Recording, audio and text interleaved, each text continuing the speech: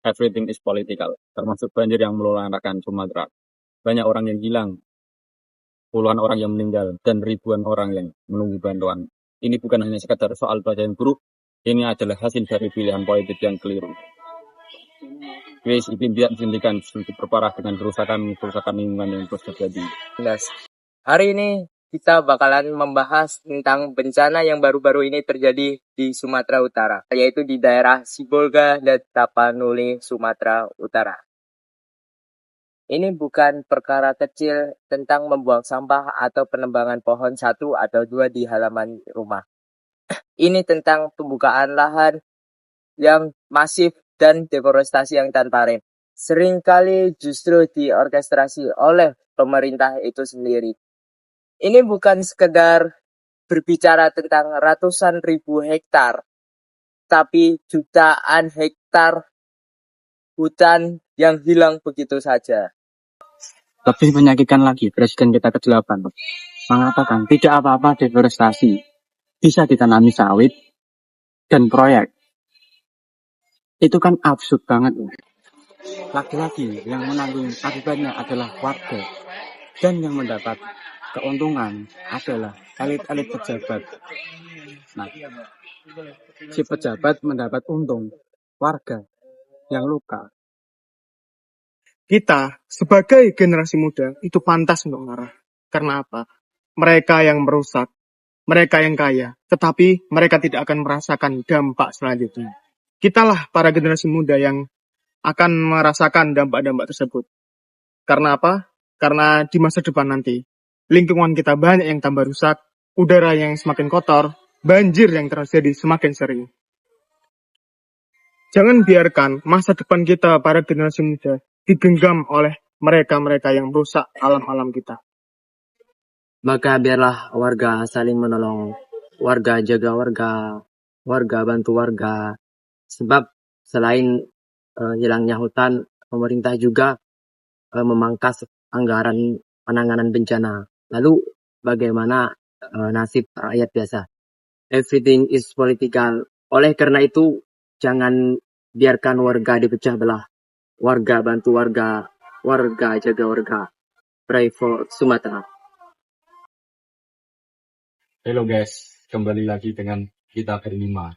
Yang satunya kameramen. Welcome back to my channel. Oke, perkenalan terlebih dahulu. Perkenalkan, nama saya Ardo Boda, dan sebelah kiri saya ada Mas Rafi dengan Mas Adi, dan sebelah kanan saya ada Mas Wopa, dan kameramen satu adalah Jepuli. Jadi hari ini kita akan membahas tentang musibah yang melanda saudara-saudara kita, yang tepatnya di daerah Sumatera, khususnya di daerah Sibolga. Seperti yang kita ketahui ya, beberapa hari ini Sumatera itu dilandai banjir bandang. Di sana hujannya terus-menerus turun setiap hari. Daerah yang terdampak dan yang paling ramai diberitakan adalah daerah Sibolga dan Tapanuli. Di Sumatera Utara, rumah-rumah pada hancur, akses internet pada terputus, dan lampu-lampu jangan pakai padam. Tapi banjir ini nggak cuma terjadi di Sumatera. Dampaknya merambat sampai ke Aceh dan Sumatera Barat. Daerah-daerah itu kondisinya mencekam banget. Akses komunikasi mati, listrik padam, internet dan semuanya lumpuh total. Oke, jadi di video kali ini kita akan membahas apakah banjir bandang tadi itu terjadi murni karena bencana alam atau karena kerusakan alam yang disebabkan proyek penebangan liar oleh pemerintah. Oke, jadi kita akan membahasnya langsung saja. Nah, seperti yang kita tahu, sekarang kan di Indonesia itu sedang musim hujan ya. Nah, jadi bisa memungkinkan untuk terjadinya bencana banjir maupun juga tanah longsor. Nah, terlebih lagi di Sibolga ataupun Tapanuli itu, ya seperti yang kita lihat di berita lah, kan yang dibawa oleh air banjir itu tidak hanya airnya saja, tapi juga banyak kayak potongan-potongan pohon gitu, dan itu jelas bukan ulah alam gitu kan, itu potongannya rapi, dan juga ditemukan banyak stiker ataupun juga angka tulisan dari manusia kan. Jadi kalau kita anggap ya itu cuman bencana alam biasa itu tidak mungkin.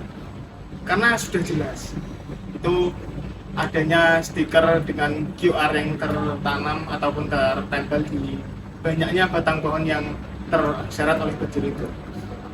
Ada kode angkanya juga kan? Juga ada kode angkanya, dan apa ya, ada yang bilang itu bahasanya pemerintah itu membantah bahwa angka itu hanyalah jamur yang kebetulan membentuk. Itu tidak mungkin, nggak mungkin lah. Nah, kalau pendapat kamu sendiri itu, menurutmu itu tuh apa itu kan banjir bandang. Nah, apakah pohonnya itu dapat langsung tumbang secara tiba-tiba dengan potongan kayu yang sangat begitu rapi dan alasan-alasan yang menurut kita nggak logis, kayak ada pertanda cat warna gitu, kayak angka berapa ini gitu.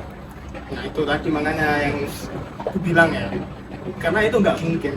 Serapi-rapihnya apa ya, berang-berang ya, kalau yang suka memotong pohon itu kan berang-berang. Serapi-rapinya berang-berang memotong pohon itu tidak mungkin, nggak mungkin lah serapi itu.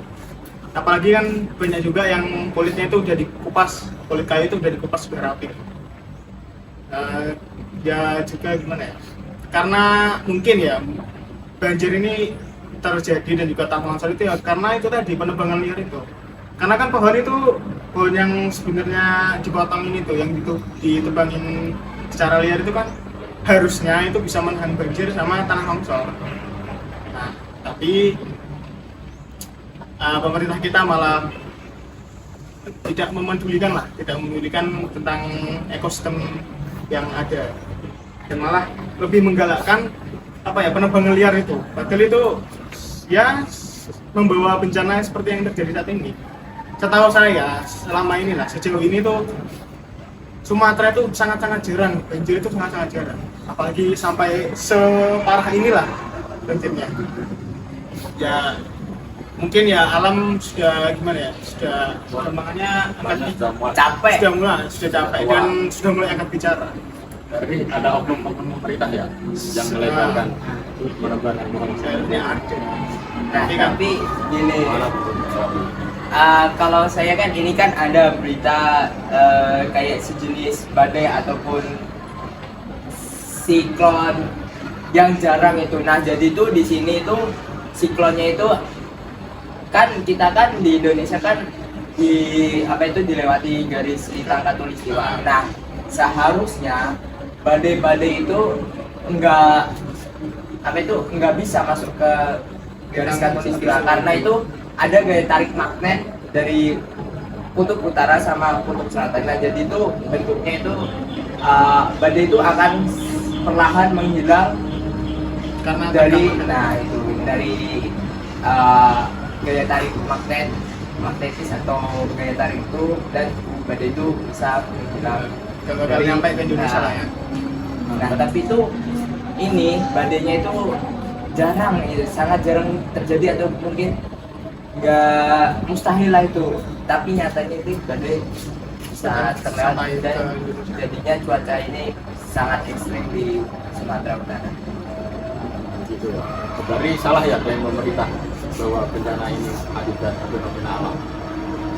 Ya kalau dipikir pasti salah, karena ya sudah banyak lah bukti yang menunjukkan kalau itu tuh nggak mungkin hanya karena alam belaka lah.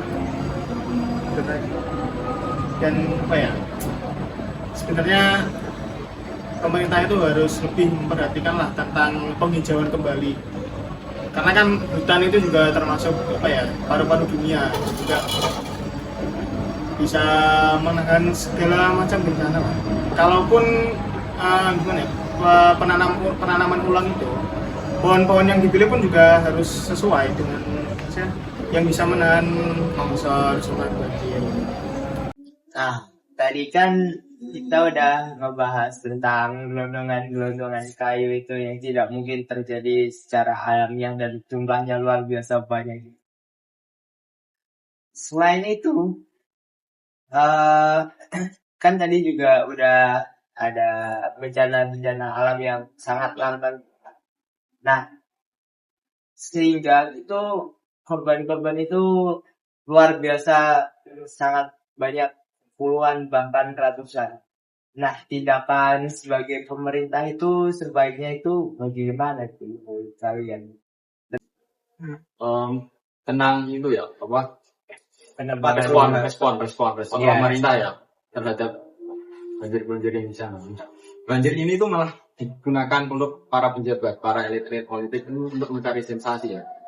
Bukannya untuk para pejabatnya itu pada simpati terhadap korban-korban, memberikan bantuan atau apalah gitu. Nah, malah di sana itu banyak sekali pejabat-pejabat yang mencari sensasi di sana, mencari Cari muka di muka. sana. Ada yang pakai rompi, Aduh, ada yang datang ke lokasi pakai rompi anti peluru, ada yang sosokan membawa beras itu dibawa sendiri. Itu gimana? Ya, sebenarnya nggak nyambung juga ya. Karena kan kita ke bencana banjir ya, berkunjung ke bencana banjir. Terus apa gunanya Anda memakai rompi anti peluru itu?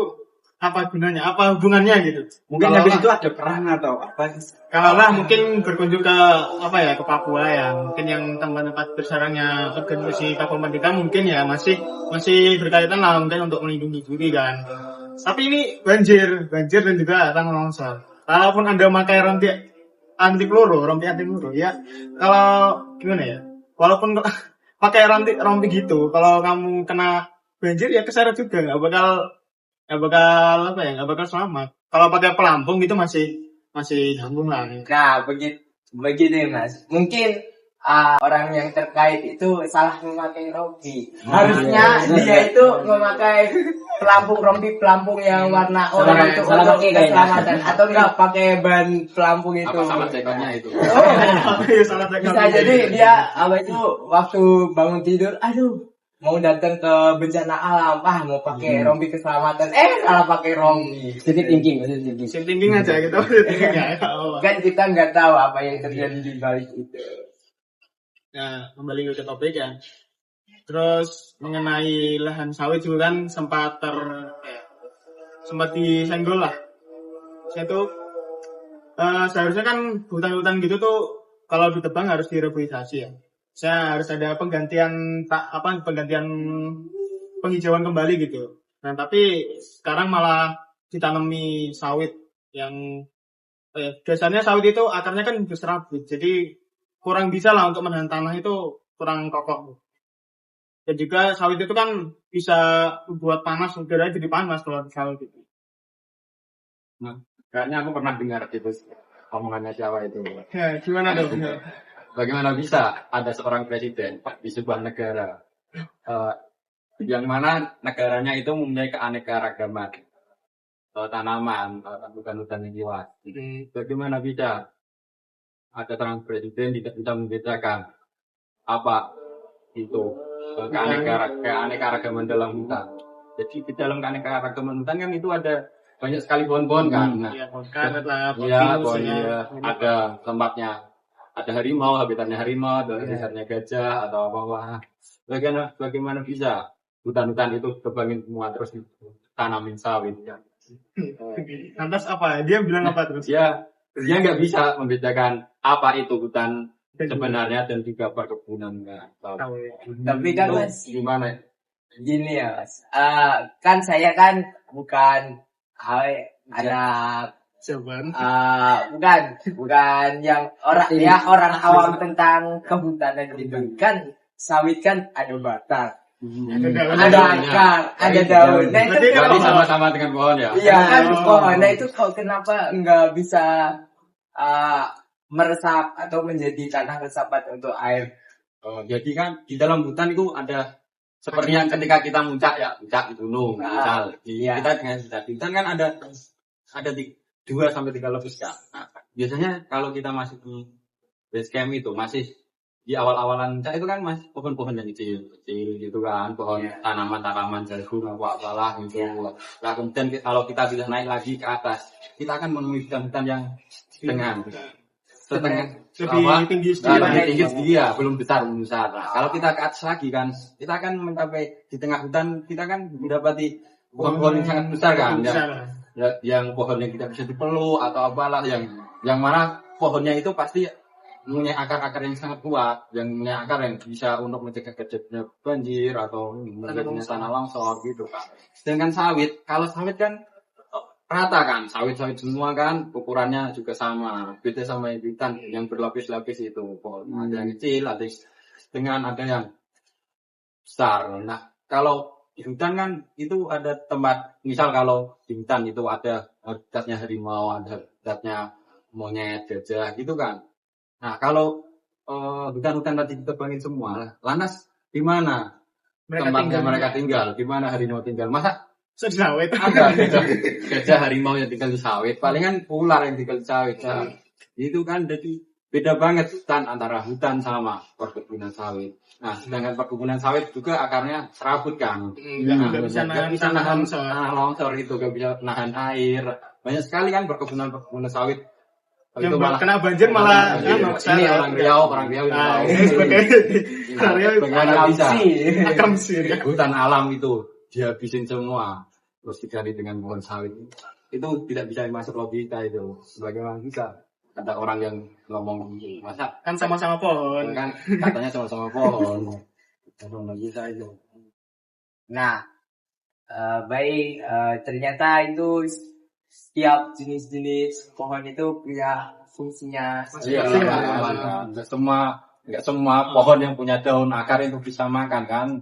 bisa ya mungkin ya sawit berguna ya kan, menghasilkan minyak ya untuk kita sehari-hari untuk makan kan, minyak goreng kan dari sawit. Tapi ya gimana ya, untuk sawit kan maksudnya cuma itu doang gitu loh, makanya hanya untuk minyak gitu. Tapi kalau pohon-pohon lain kan bisa ya itu menahan tanah longsor dan juga banjir. Nah, saya juga pernah tahu soalnya sawit itu ya, kalau kena banjir bandang itu bisa kegeret, bisa ke bawah ya. Nggak bisa bertahan di situ lah. Ini aram. Nah, pernah kejadian bahkan cuma semalam gitu. Kan ada ya, bukan tetangga lah, agak jauh dari rumah saya itu, dia nanam sawit sekitar 1 hektar apa ya? Itu di hari saya sore lah, dia bukan nanam, gimana ya, udah umur 3 tahun lah, dia kan udah lumayan besar lah ya. Nah, pas di malam itu hujan deras terus banjir. Pas dia ke sana besoknya, sawitnya hilang semua, tinggal satu tok. Satu pohon doang. Itu memang kegeret. Jadi akar sawit itu nggak benar-benar kuat untuk nahan tanah itu. Bahkan untuk nahan dirinya sendiri aja. Nggak tahan. Ya gimana ya, semua itu ada plus minusnya sih. Cuma kan kalau kebanyakan juga nggak baik lah yang untuk bahkan sampai menghancurkan beberapa kabupaten gitu kan. Jadi malah ruginya lebih besar daripada untungnya. Gitu. Baik. Klik. Benar. Kayak suwi kayaknya. Lanjut aja. Lanjut. Nah, baik. Saya cukup mengerti tentang persawitan. Terus kita juga tahu sendiri kan di sana di Sumatera, tepatnya salah satunya di Sibolga itu banyak korban-korban yang kurang dinaungi bantuan oleh pemerintah. Nah itu tuh seharusnya itu pemerintah itu melakukan tindakan apa toh?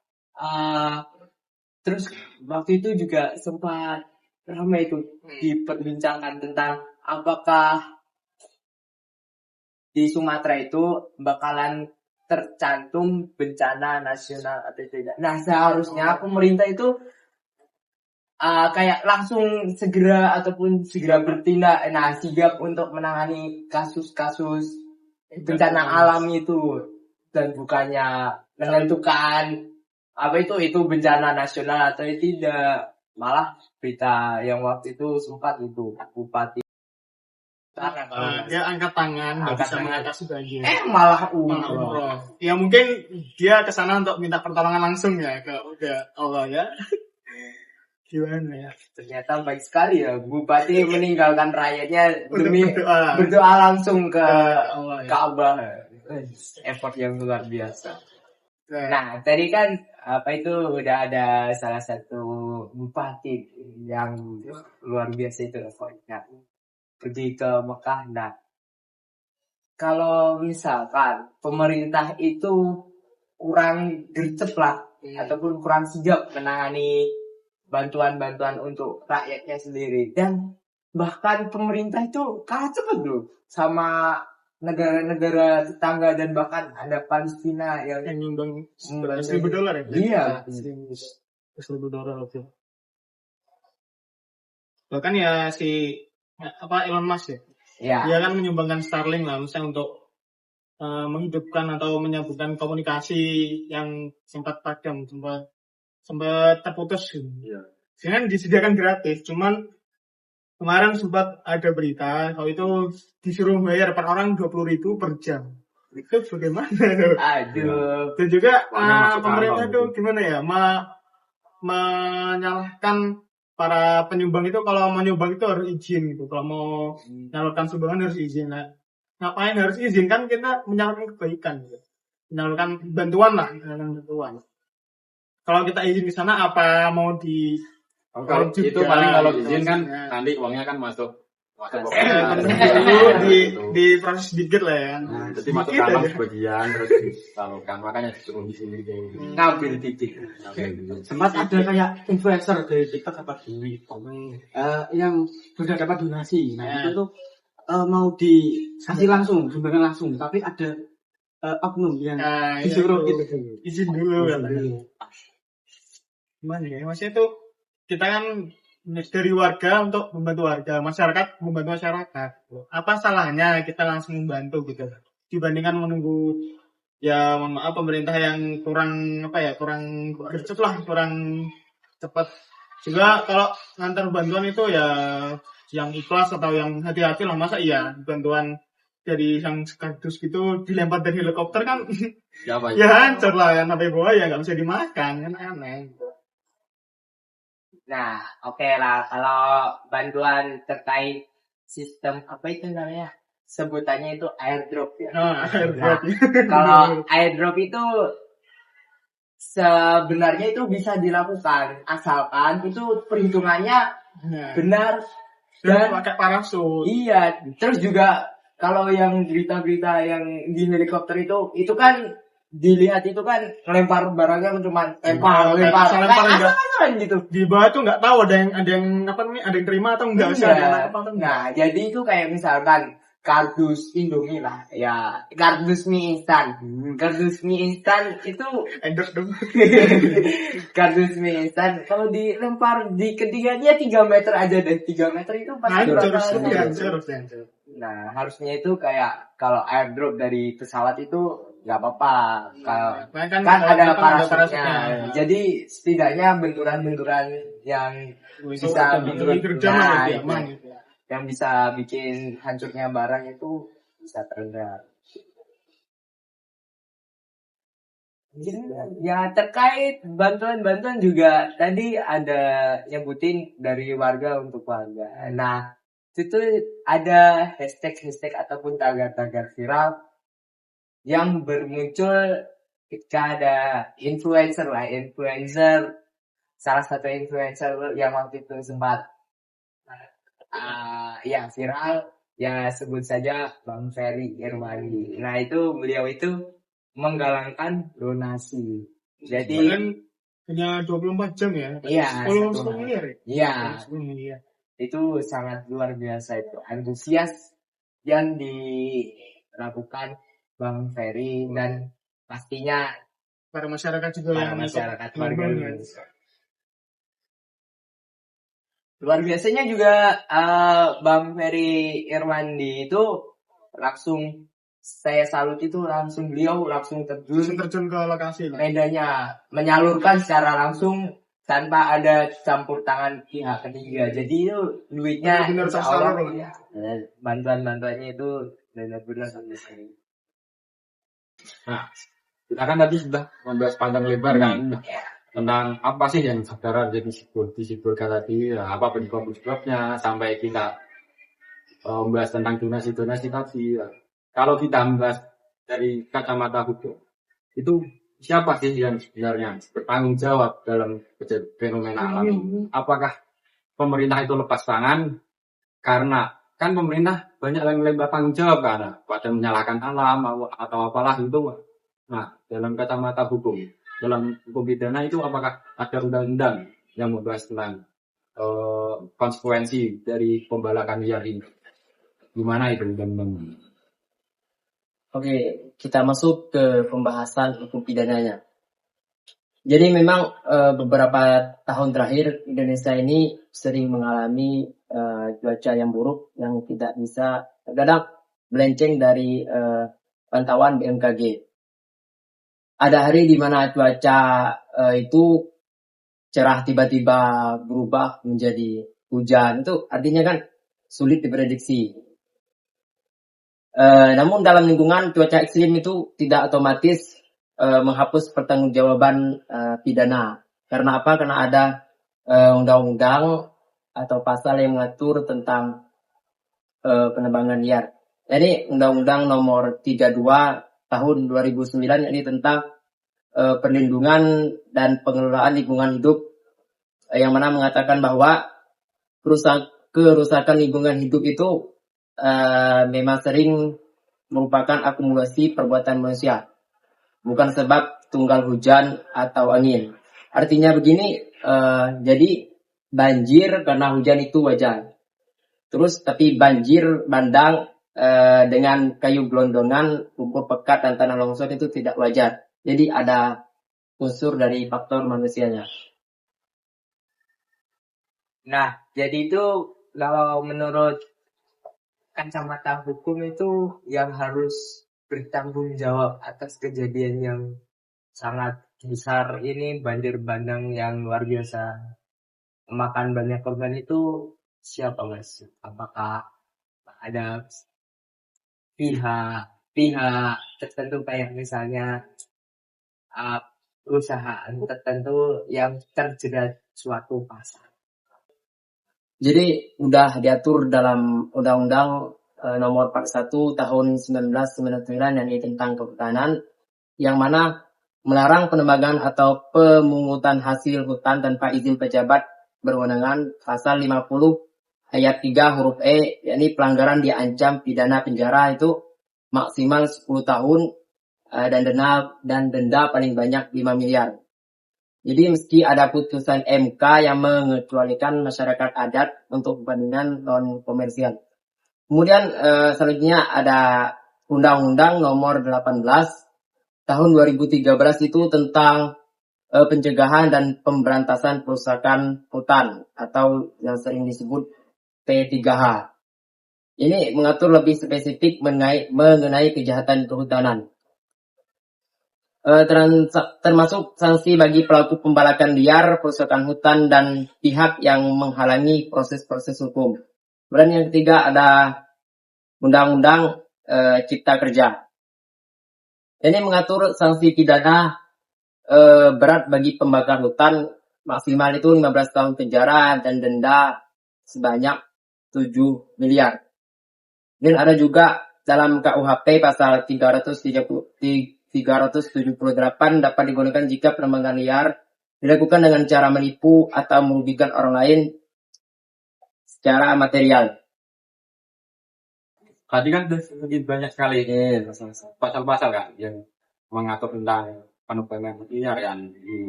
Tapi kan kenyataannya, kalau kita lihat di banjir di daerah Indonesia itu tidak ada pemerintah, tidak ada pejabat, tidak ada korporasi, tidak ada atau PT-PT tidak ada yang ditutup akibat terjadinya banjir ini. Seakan-akan kan undang-undang ini tuh tidak berjalan kan? Itu gimana itu? Kan undang-undang di sini tuh sangat tumpul sekali ke atas. Iya, tombol ke atas langsung di Itu bawah. gimana? Kan kenyataannya nggak ada pejabat yang di penjara, tidak ada pejabat ini di penjara karena penebangan liar, tidak ada PT yang ditutup karena penebangan liar. Padahal itu semuanya korporasi yang di sana itu ilegal semua. Tapi kenyataannya nggak ada yang ditutup, padahal ada jelas-jelas undang-undang yang mengatur itu. Nah, tadi kan kenapa nggak ada jabat ataupun pihak-pihak tertentu yang ya setidaknya mendapatkan keadilan yang setimpal itu. Nah, itu kan kita sebagai Ibaratnya kita masih rakyat sipil atau rakyat kecil. Nah, jadi tuh kita kalau mau nuntut, apalagi menuntut perusahaan itu susah. Kuasa hukum kita itu ataupun mereka pasti udah ada advokat ataupun pengacara yang luar biasa nih Kak. Nah, jadi itu kita itu bisa dikatakan kita benar-benar nggak berdaya dalam menentukan kemenangan dalam peradilan.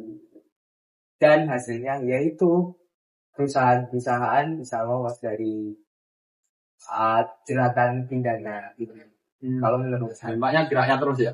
Iya. Para pejabat-pejabat. Ya, seperti peribahasa itu lah. Tajam ke bawah, tumpul ke atas, tajam ke bawah. Kita hanya sebagai rakyat kecil yang notabene sering dizolimi hanya bisa berpasrah dan berdoa saja. Semoga kedepannya bisa lebih baik lagi dan pejabat-pejabat Indonesia, terutama perusahaan-perusahaan yang ingin mengacaukan Indonesia atau menyengsarakan rakyat itu bisa berkurang dan bahkan tidak ada lagi. Kita sudah terhubung dan kita sudah di ujung acara pada percakapan atau podcast kali ini. Jadi kita udah sampai ya di penghujung acara, di penghujung podcast yang sangat seru tadi. Yang banyak merosting orangnya. Merosting orang. Jadi ini tuh adalah bagian yang menyebalkan, yang menjengkelkan hidup di dalam negara yang sangat miskin akuntabilitas. Yang mana para pejabat ini tuh pada bebas, pada kagak ada yang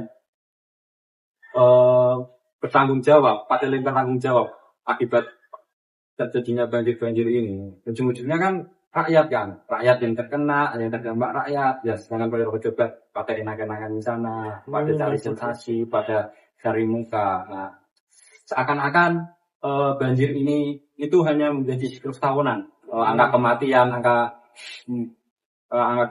angka orang gila, itu hanya menjadi siklus tahunan yang terjadi di Indonesia ini ya. Sampai saat ini belum ada yang dapat menangani banjir yang fenomena alam yang terjadi di Indonesia ini. Para pejabat pada sibuk menyalahkan apa. Oke, sampai situ saja podcast kita hari ini. Cukup sekian. Kita sangat capek. Sudah capek. Sangat menguras tenaga ya. Oke, dadah. Sampai ketemu lagi. Jangan dibully. Jangan dibully ya guys ya.